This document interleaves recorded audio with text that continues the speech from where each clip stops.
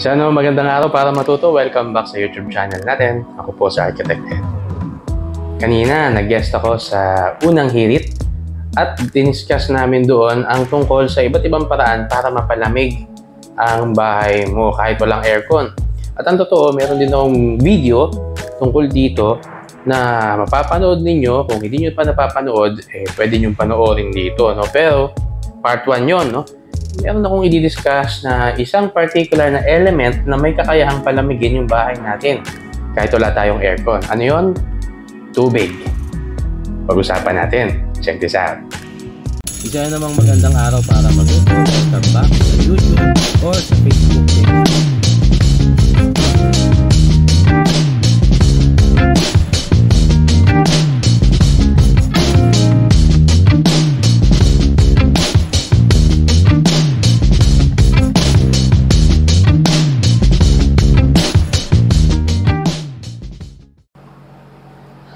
Doon nga sa guesting ko sa unang hirit, isa sa mga lumabas na item doon, yung isang technician sa Pangasinan na ang ginawa niya ay gumawa siya ng sprinkler system na nagbubuga ng tubig at nilagay niya yun sa roofing niya, no, sa bubong ng bahay niya. No. At dahil nga nababasa yung bubong na yero, lumalamig naman talaga yung temperature ng bahay niya. Tinesting niya, no? Nung una, nasa 60 degrees, nung hindi pa ina-apply yung ganong sistema. No? Pero after nun, na mabasa, no? Mag-apply siya ng sistema na yun, sprinkler system, bumaba yung temperature niya na naging mga 31 to 38 degrees na lang. So, bakit effective yun? Ang totoo, matagal nang ginagawa yan. No? At ang tubig ay isang napakagaling na conductor. Ganun din yung metal, no? Yung yero, conductor. Ibig sabihin ng conductor, kaya niyang i-absorb yung electricity o kaya yung heat. Yan, yung tubig. Napakaganda niyang mag-absorb ng heat.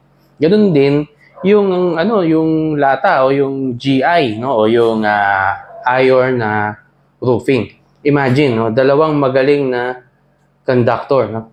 Kapag kasumayad yung tubig doon sa yerong mainit, ang gagawin ng tubig kukunin niya yung heat. Matatransfer sa kanya yung heat. Ang tawag doon, heat transfer. No? Dahil conductor nga siya, no? Kinandak niya. No? Ganun naman din yung yero. No? Yung yero naman, dahil magaling din siyang conductor, yung lamig na nasa tubig ay inabsorb niya rin. No? So, pareho silang nagpalitan ng temperature. No? Yung heat transfer tsaka yung malamig, pumunta naman doon sa yero. No? At dahil yung tubig ay umaandar, dala-dala niya yung init na nanggaling sa yero na inaalis niya kasi umaagos siya dun sa yero. No? At matagal lang ginagawa yan, hindi yan talaga bago. No? Ang tawag dyan ay mist. Ang tawag dyan ng iba ay mist cooling. No? Pero ang technical term talaga dyan ay direct cooling. Doon sa ginawa nung taga Pangasinan, no? Ang components niya, meron siyang source ng tubig, yung deep well. No? Tapos meron din siyang power na nagpapaandar sa kanyang motor at doon sa pressure tank. Meron akong nakitang parang pressure tank doon. No? At ang nagpapaandar nga doon, solar power. Yan. So, in effect, sustainable siya, no? Dahil hindi siya talaga nagko-consume ng kuryente galing sa service provider, yung commercial na kuryente. At ganoon din sa tubig. No? Kasi yung tubig niya ay libre dahil nga galing sa deep well. No? So kung may ganun kang mga source ng kuryente at source ng tubig, advisable to. Otherwise, magastos din. No? Pero kung titingnan mo, kung magpapaandar ka ng aircon compared sa magpapaandar ka ng tubig, mas makakatipid ka pa rin sa tubig.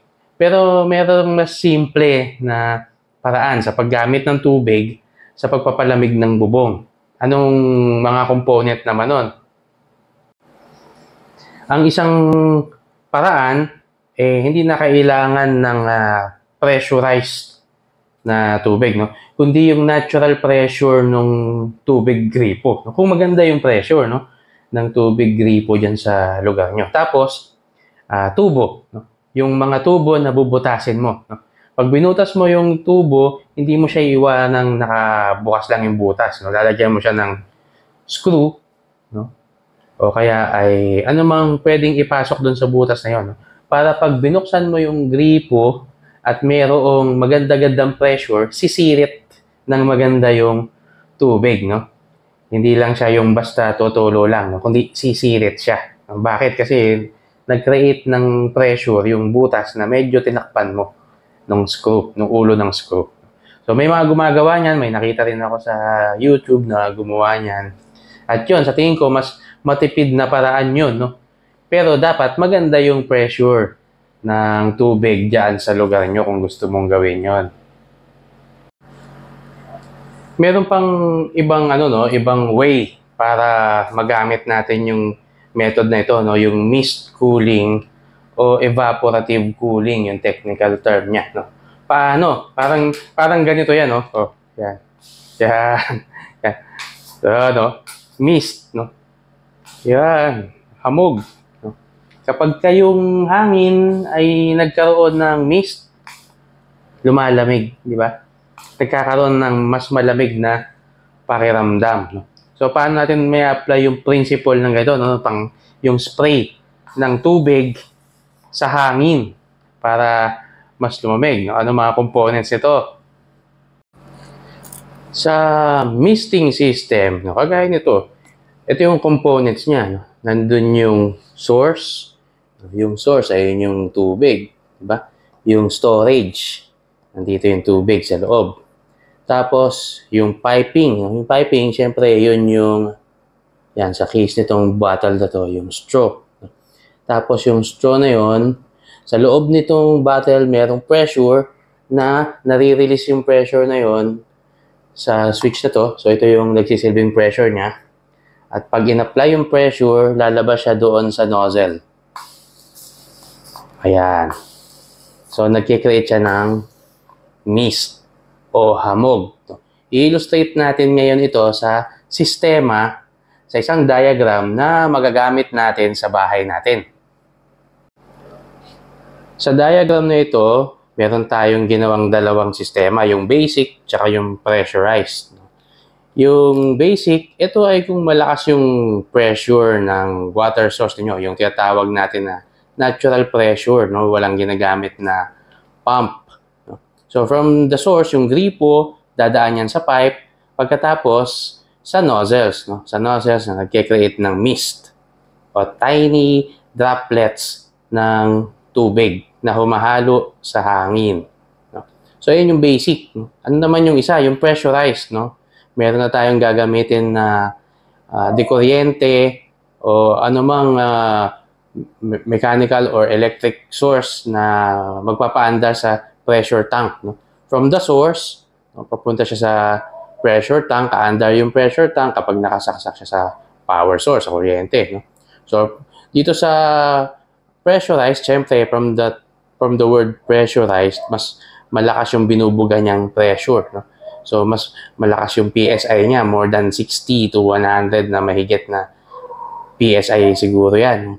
Tapos, dadaan siya sa pipe, at dahil mas malakas yung pressure niya, mas malaki yung nagiging scope ng mist, no? Na ibubugang mist o hamog. Mas malawak yung narating nung hamog na humahalo sa hangin. So, ano bang nagagawa nitong misting system na to para mapalamig yung atmosphere natin o yung surroundings natin sa bahay? Dahil nga ito ay tinatawag na evaporative cooling, no? Yung mist o yung hamog na nakikreate, no, dito sa sistemang ito, no, ito na nagbubuga ng malamig na tubig, yan kasing tubig na yan, yung maliliit na droplets na yan, nag-e-evaporate ng mabilis. At dyan sa mga maliliit na butil ng tubig na yan, sumasama yung mainit na temperature, no? So, mas mabilis siyang nag-e-evaporate, mas mabilis na kokontrol na papababa yung temperature. Kaya pagka dumampi sa balat natin yung mga hamog na yan, malamig yung pakiramdam, di ba? Nakaka-create ng mas malamig na pakiramdam. So, yan yung tinatawag na cooling effect. Ano ang application nito? magagamit natin to sa labas ng bahay, no? So kapag yung hangin na mainit, bago pumasok sa bahay mo, meron kang ganito, mapapalamig na niya yung hangin na yun, no? So ang dating ng hangin ngayon sa bahay mo, mas malamig. Tapos itong mga butil na to ng tubig, papasok sa bahay mo, dadampi sa balat mo, at makakaramdam ka ng freshness, no? Mare-refresh ka. So yun yung nagagawa ng misting system. Similar doon sa ginagawa nga nung mga nagpapalamig ng bubong. Hugasan nila yung bubong nila gamit yung tubig. So yan yung nagagawa ng tubig para mapalamig yung surfaces at yung hangin sa bahay natin. So yung sistema niyan, pinakita ko sa inyong diagram, no? Siyempre, ano lang to simple diagram lang ito. Pero, siyempre, kung gagawin mo yan sa actual, gagamit ka ng mas mahabang hose, no? Ipapalibot ko siguro dun sa malapit sa bintana mo, tapos papunta dun sa pinto, at kung saan meron kayong outdoor areas, gaya ng patio, lanay, terrace, balcony, rooftop, no? So, yan, pwede mong ipalibot doon yung pipe na yan, no? Para yung mist ay ma-transfer doon sa mga lugar na yun. So, bahala na kayo mag-isip kung saan nyo ilalagay yan. Basta yan yung principle, no?